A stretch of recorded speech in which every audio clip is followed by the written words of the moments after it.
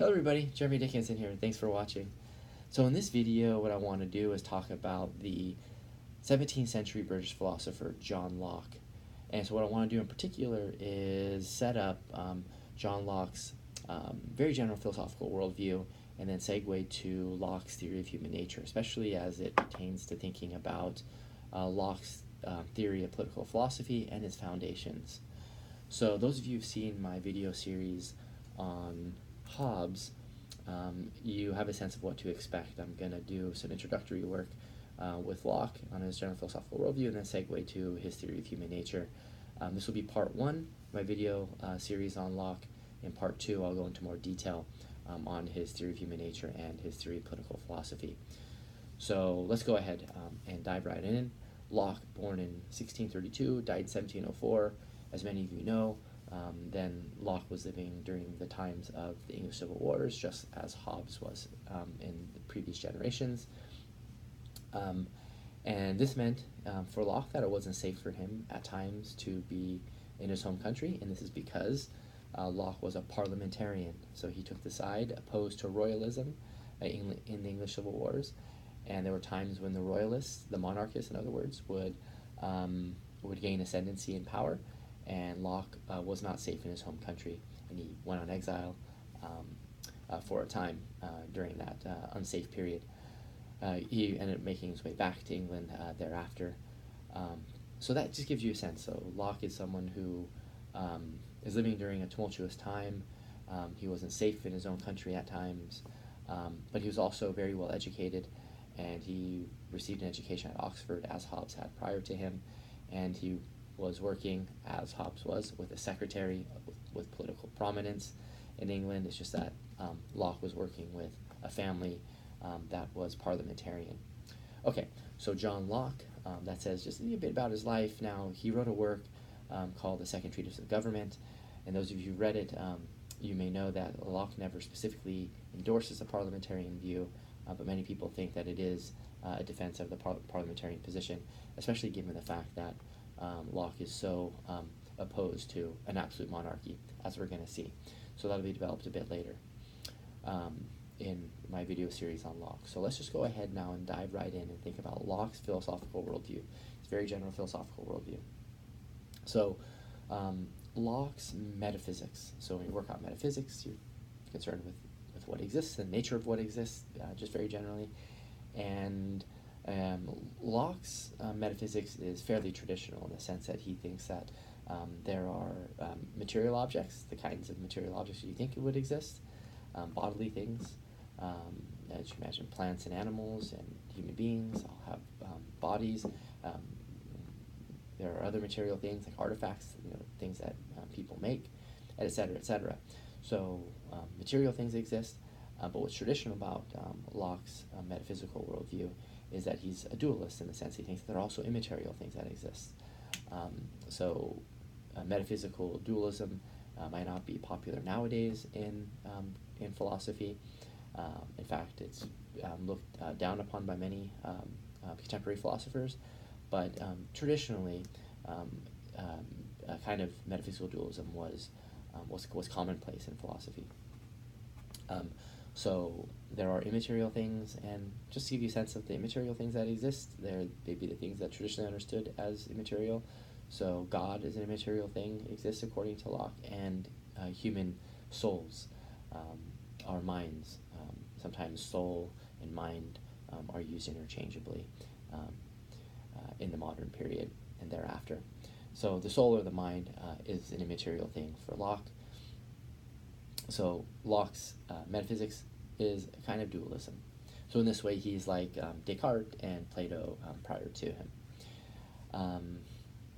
Now, Locke's epistemology is known as empiricism. So in this way, he's just like Hobbes. They both endorse an empiricist worldview. So according to Locke, we're born with a blank slate. Sometimes the expression that's used here commonly with Locke's epistemology is called the tabula rasa. The mind is a blank slate, and we need experiences in order to gather content or ideas for our minds. Now, Locke, like most philosophers, thinks that we have a rational faculty, and the rational faculty, though, according to Locke, requires the accumulation of content or materials, ideas, in order to expand our knowledge. So, despite the fact that Locke's an empiricist, he does think that we have a rational faculty, and he thinks that our reason does expand our knowledge, but we just first need to have sense experience. So a way of understanding empiricism, as I've said in other videos, is that empiricism is a view that all knowledge derives from sense experience, or sometimes put this way, there's no knowledge without sense experience, so knowledge in some sense requires sense experience, even the knowledge that we would use our reason to try to expand what we've discovered through our experiences. Okay, so that gives us a sense of Locke's epistemological worldview, and now his ethical worldview. Let me see if I can say a few things about that view. I've set the stage in some sense if you've seen my Hobbes videos, but it wouldn't hurt to just recap the key idea behind Locke's ethical view. So there's going to be some similarity, but there's going to be a very important difference between Hobbes and Locke when it comes to their ethical worldview. So what's similar? Well, the similarity is that both Locke and Hobbes are natural law theorists. So Locke is a natural law theorist. And what this means is that according to Locke, God is in some sense the source of morality,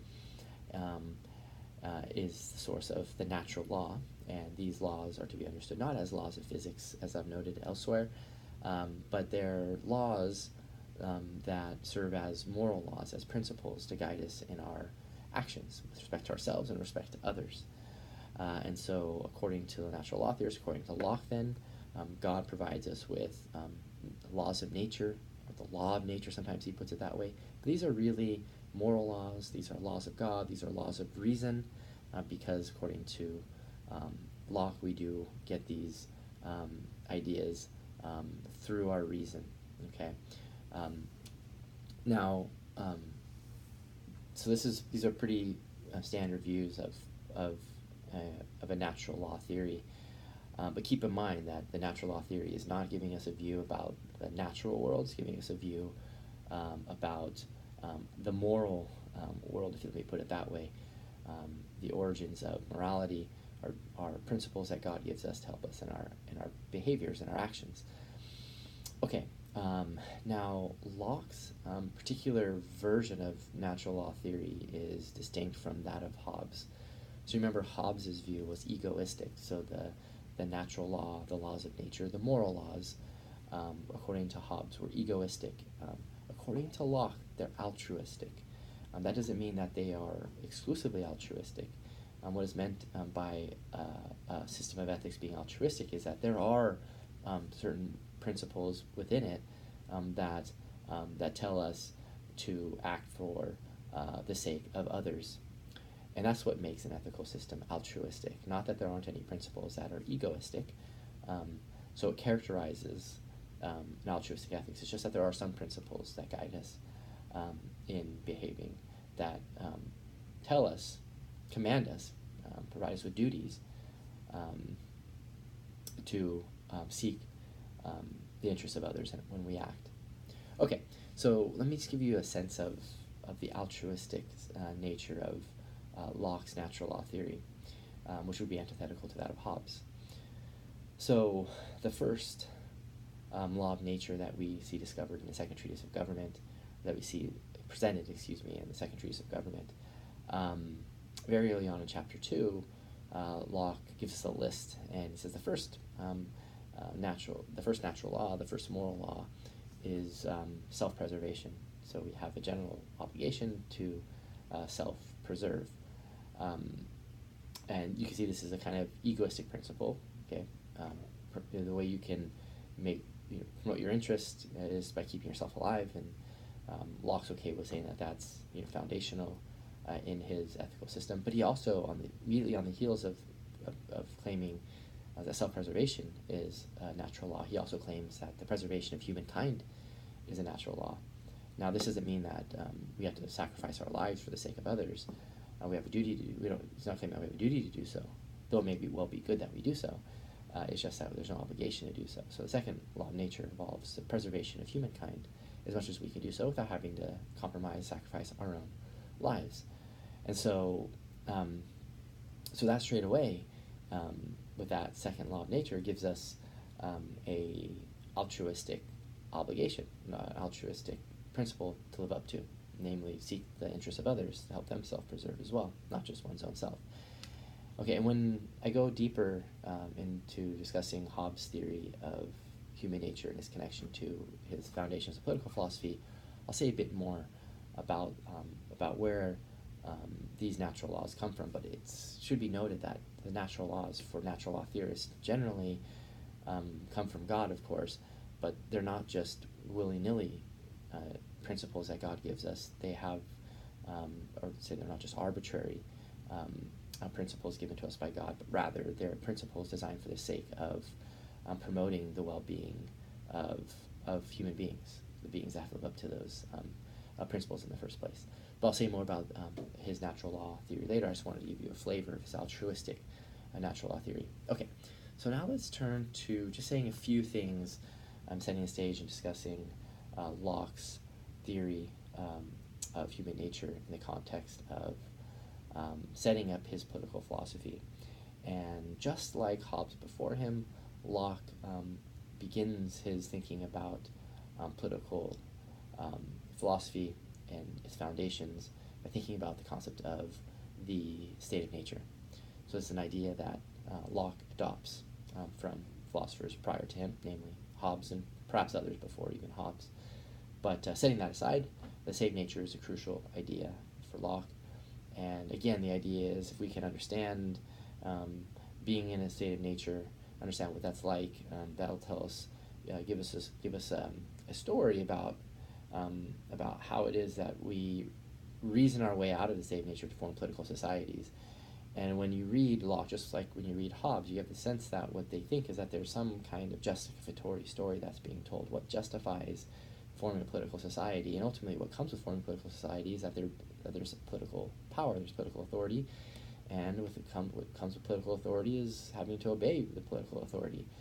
And so Locke wants to use this idea of the state of nature ultimately to get at a justification of political authority, a justification of political obedience.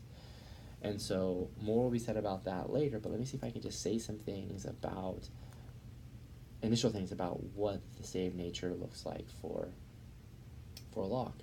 So again, the crucial idea for state of nature, I've said this in my Hobbes video, the idea of a state of nature is going to be that there's no common political power. So people are living together, but there's no political authority whatsoever. What distinguishes a state of nature from a political society is precisely this, that there's a political authority in the political society, not in a state of nature.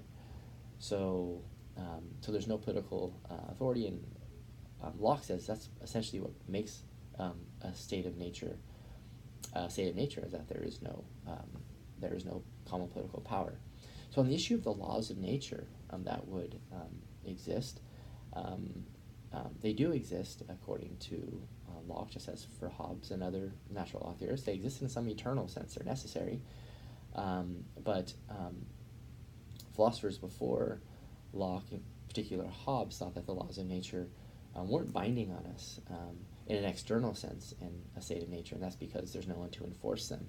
And so Locke, he thinks that the laws of nature are binding on us in an external way, but he thinks they're also binding on us in an internal way. Both Hobbes and Locke and other natural law theorists think that the laws of nature are binding on us in an internal way, internal to our souls, in the sense that God will judge us whether or not we live up to those laws of nature. But on the issue of whether or not the laws of nature are binding on us in a state of nature, here we see an important difference between Hobbes and Locke. Hobbes doesn't think that the laws of nature are externally binding on us, but Locke does. Locke thinks that the laws of nature are binding on us. So he has to give us an account of how they're externally binding on us, meaning that they can be properly enforced in a state of nature, despite there being a lack of political authority in a state of nature.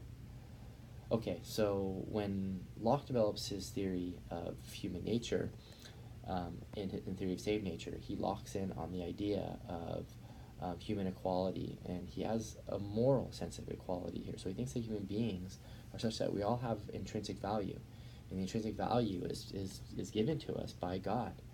And so what I want to do is pick up on this idea in part 2 of my video series on Locke just coming up next. Thanks for watching, everybody.